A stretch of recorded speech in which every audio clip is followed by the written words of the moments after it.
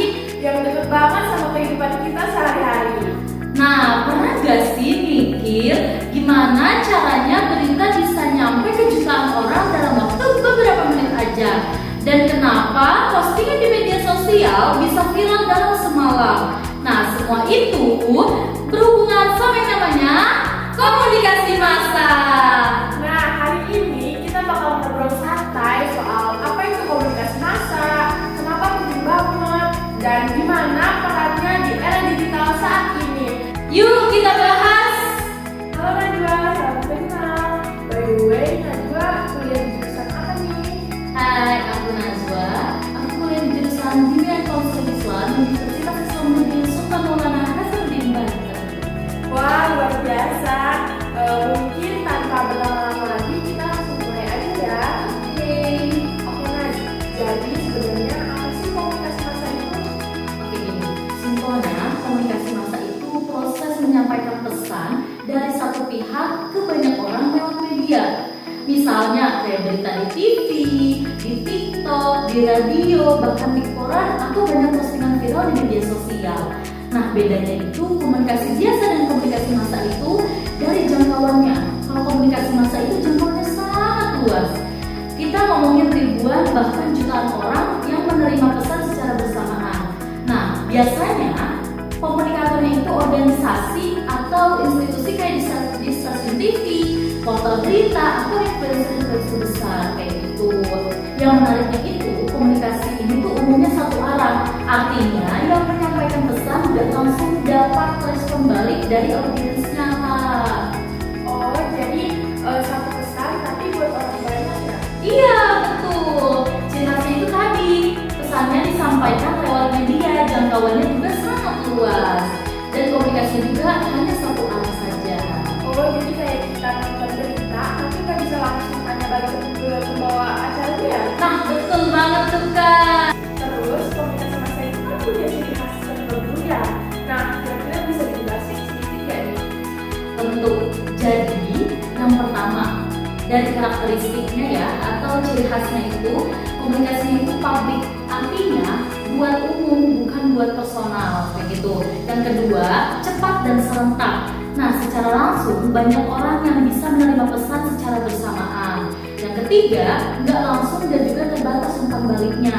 Kayak yang tadi kamu bilang, nggak bisa langsung ngobrol sama komunikatornya itu. Dan yang terakhir, biasanya lewat media profesional ataupun platform yang besar seperti itu, Kak. Oh, dan biasanya itu disampaikannya oleh institusi ya, kayak media, terus stasiun TV, terus portal berita dan sebagainya. Iya, betul sekali. Jadi bukan komunikasi antar pribadi ataupun individu, Kak. Jadi dari individu untuk semua orang seperti itu. Oke, lanjut Kak. Kira-kira apa sih fungsi komunikasi massa dalam hidup kita ini? Nah, pastinya yang pertama itu pastinya memberi informasi. Kita jadi tahu berita terbaru, cuaca, kondisi politik dan juga sebagainya.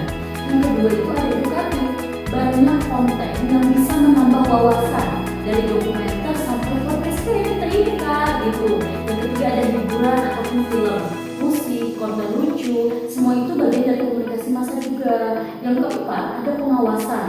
Media bisa ngasih warning ataupun kontrol sosial, misalnya memberikan skandal ataupun korupsi kayak gitu. Dan yang terakhir itu pembentukan opini. Ini yang paling bahaya sekaligus powerful. Kenapa? Karena media bisa banget membentuk persepsi masyarakat tentang suatu isu, Kak.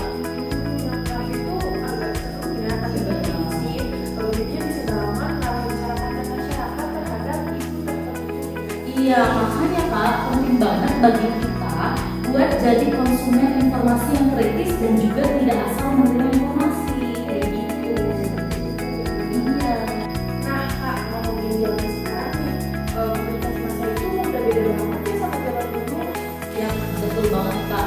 Dengan adanya media sosial, YouTube, podcast, dan berbagai platform digital lainnya, komunikasi massa tuh jadi lebih partisipasi kayak gitu. Audiens tuh bukan cuma jadi penonton, tapi juga bisa jadi pembuat konten. Interaksinya juga jadi dua arah dan bahkan bisa jadi multi arah, Kak, kayak gitu. Tapi ya Kak, ada tantangannya juga. Informasi jadi susah disaring, banyak hoax, manipulasi opini, ada polarisasi yang muncul karena media sosial kayak gitu. Jadi kita juga sebagai pengguna media sosial itu harus mulai yang namanya literasi digital, supaya kita tuh bisa membedakan mana informasi yang valid dan juga mana yang bohong Kak, kayak gitu. Dan bahkan nih Kak, sekarang nih kita udah nyampe atau kita udah masuk ke era yang namanya komunikasi massa baru kayak gitu Kak. Contohnya tuh kayak orang bikin konten TikTok atau kayak kita podcast ini ya. Iya betul banget Kak, dan itu tantangannya juga besar gitu Kak. Jadi kita tuh harus benar-benar literasi digital banget Kak, gitu, supaya kita nggak jadi korban misinformasi Kak. Betul Kak. Wah, seru banget ya obrolan kita hari ini. Jadi sekarang kita tahu komunikasi massa itu bukan cuma soal berita di TV, tapi juga semua informasi yang kita terima dari media yang menjangkau banyak orang. Betul, komunikasi massa itu sebenarnya ada di sekitar kita setiap hari. Dari berita pagi, video TikTok, podcast, sampai iklan yang muncul di YouTube. Semuanya itu punya pengaruh ke cara mikir kita atau cara bersikap kita kayak gitu. Makanya Kak, kita penting banget buat sadar dan juga kritis dalam menerima informasi.